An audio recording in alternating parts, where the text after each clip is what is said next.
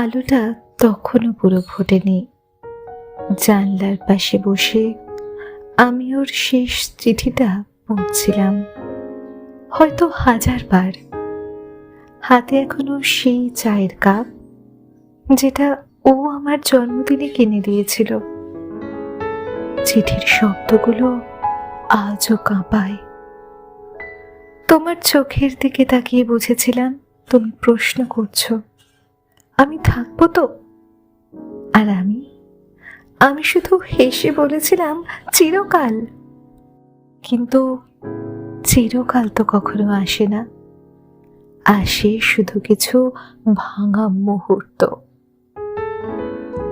শেষ লাইনে লিখেছিলে, তুমি যেন ভালো থাকো, সেই প্রার্থনাতেই আমি এখন আছি।